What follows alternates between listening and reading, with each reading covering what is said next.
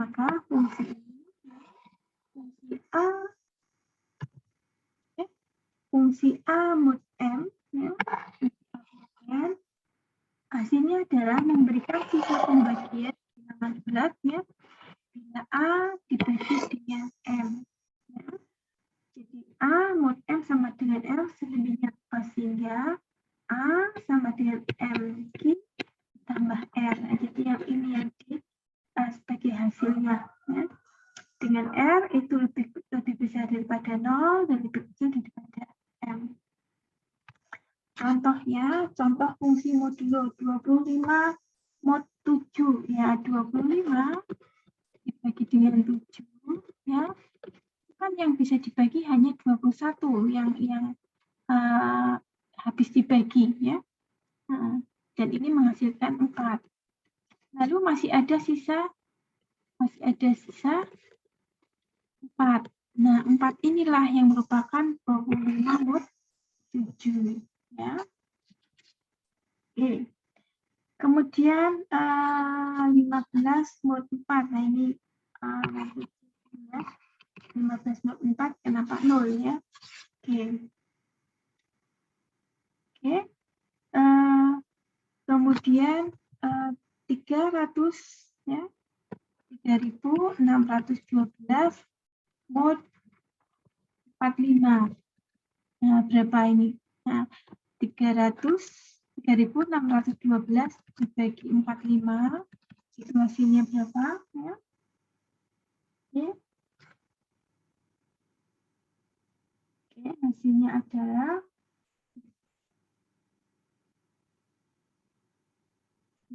adalah 80, ya, 266, ya, berarti dibagi 45 itu masih ada sisa, ya.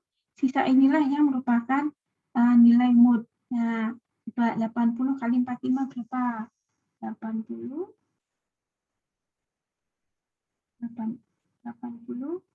kali 45 bisa didapatkan, ya. Ini kalau dikalikan saya dapatkan hasilnya 36. Nah, 3600. Dan kalau dikurangkan nilainya 12. Nah, maka 3612, 3612 mod 45 itu nilainya 5.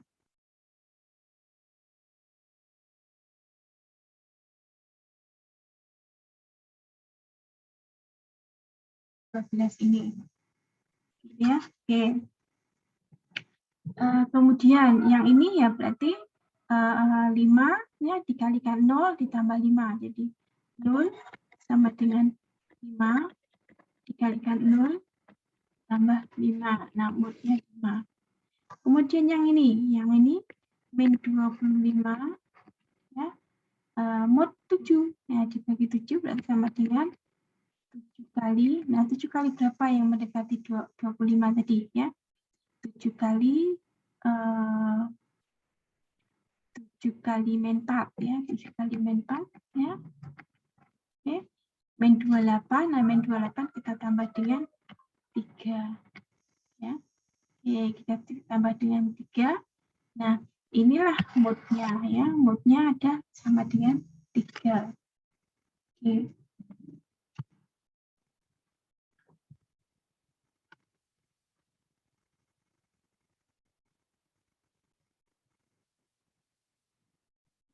Kalau ada yang menanyakan, Bu, kenapa tidak 4 dikalikan min 20, min 3, ya?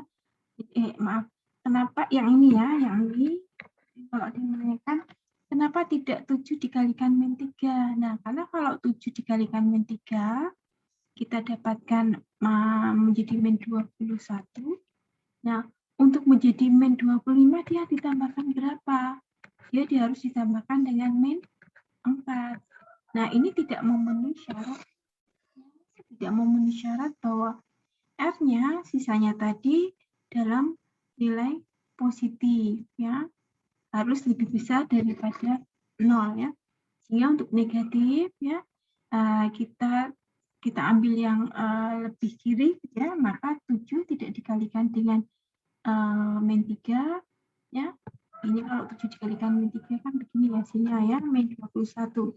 Nah, tapi kita pilih yang 7 dikalikan min 4. Supaya apa? Supaya sisanya tadi nilainya positif. Oke. Kemudian fungsi faktorial. Nah, fungsi faktorial didefinisikan sebagai berikut ya. Jadi ini kita namakan sebagai n faktorial. Nah, n faktorial itu akan bernilai 1 saat n-nya sama dengan 0. Kemudian yang lain ya, jadi kalau tidak sama dengan 0 maka fungsinya menjadi seperti ini. Formulanya menjadi 1 dikalikan 2 dikalikan seterusnya sampai dikalikan dengan n. Ini adalah fungsi faktorial. Kemudian fungsi eksponensial. Nah, fungsi eksponensial ya ditunjukkan seperti ini. Dia juga punya dua rumusan ya, dua formula fungsi. Untuk sama dengan n sama dengan 0, maka fungsi eksponensialnya akan bernilai 1 ya, berapapun a gitu ya. Kemudian untuk n-nya lebih besar daripada 0, maka nilai fungsinya adalah bilangan tadi dikalikan sebanyak n kali ya.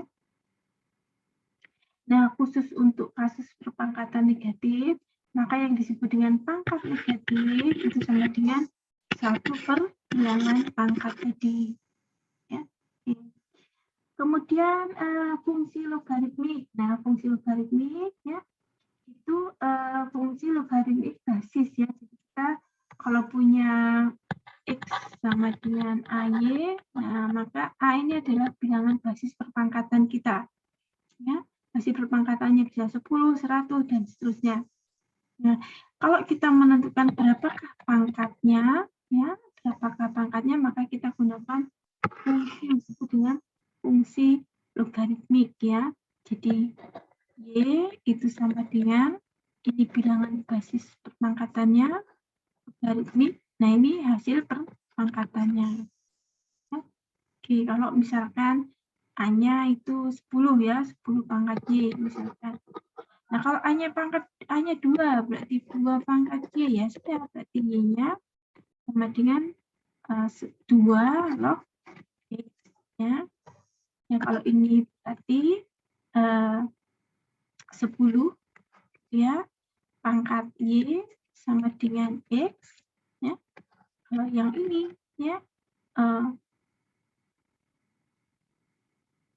2 ya, 2 pangkat Y sama dengan X. Sekian ya. Oke. Kemudian fungsi rekursif. Nah, fungsi rekursif, fungsi F dikatakan fungsi rekursif jika definisi fungsinya mengacu pada dirinya sendiri. Ya.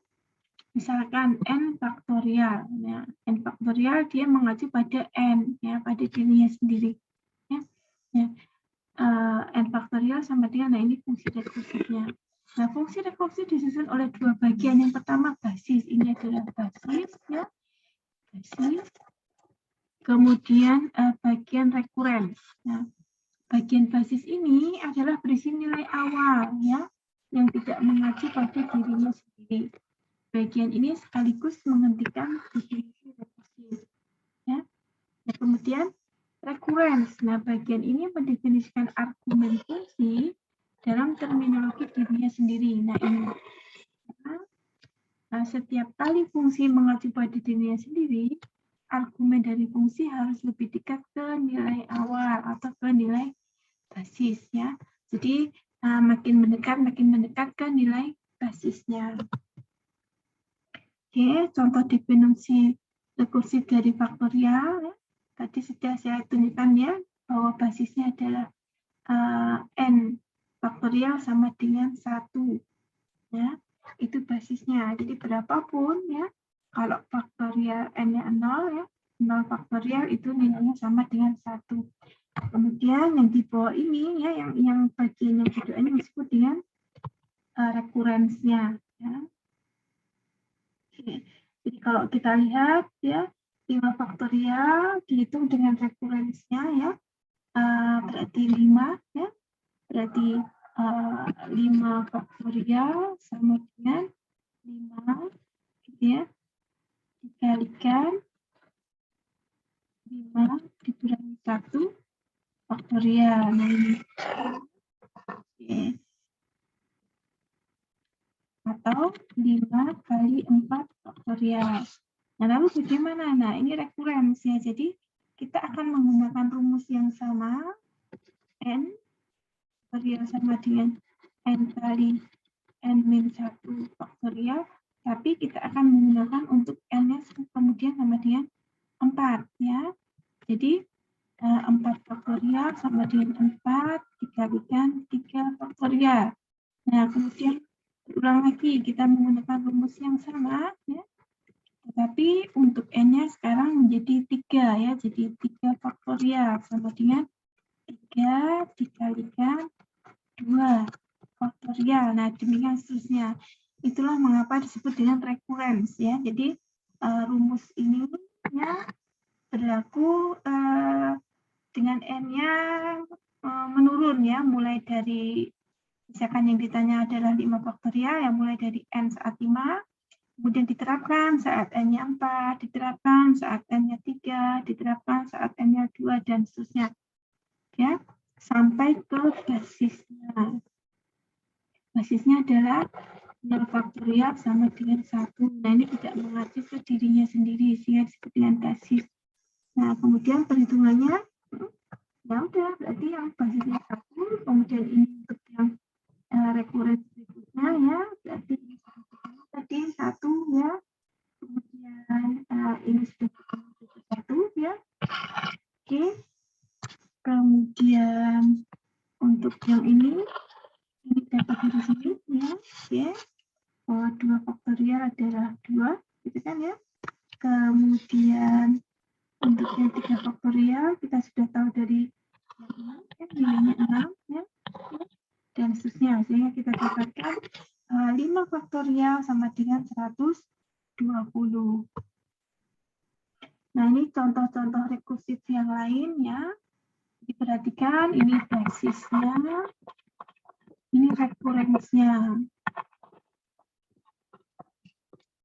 Ya, ini juga fungsi Chebyshev, ini basis, ini juga basis, nah ini recurrence-nya. Ya, jadi yang rumusnya dipakai berulang-ulang itu yang recurrence ini. Ya, oke. Demikian juga untuk fungsi Fibonacci. Nah, contoh misalkan nyatakan perpangkatan A pangkat N, di mana A adalah bilangan bulat dan N lebih besar daripada 0 sebagai fungsi rekursif. Nah, fungsi rekursif kita harus menyatakan pertama ada basisnya, kemudian recurrence-nya. Ya, oke. Pertama, perpangkatan AN dalam argumen rekursif ya. Jadi AN sama dengan A pangkat N sama dengan A kali A kali A dan seterusnya ya. Jadi A kali A pangkat M-1. Ya, ini rekursif ya. Rekursif karena apa? Kalau A-nya itu pangkat 5, berarti akan sama dengan A kali A pangkat 4. Nah, kemudian bagaimana? Ini rekursif. Menjadi A4 ya. Menggunakan rumus yang sama menjadi A dikalikan A pangkat. Nah, N-nya tadi 5, sekarang jadi 4. Jadi 4 min 1 ya. Kalau ini sama dengan 5 min 1 ya, yang ini ya. Oke. 5 min 1 ya. Terus kemudian A pangkat 3 ya, sama dengan A kali A pangkat 3 min 1. Nah, ini namanya rekurensinya ya. Kemudian ada kasus eksklusif yang tidak memerlukan panggilan rekursif lagi. Disebut dengan bagian basisnya. Bagian basisnya adalah A pangkat N sama dengan 1 jika N sama dengan 0. Nah, sehingga fungsi rekursifnya ini basisnya tidak mengacu ke diri sendiri. Ini disebut dengan recurrence. Jadi rumus ini akan digunakan berulang-ulang, tapi dengan A yang berubah ya, menurun semakin lama semakin mendekati ke basisnya.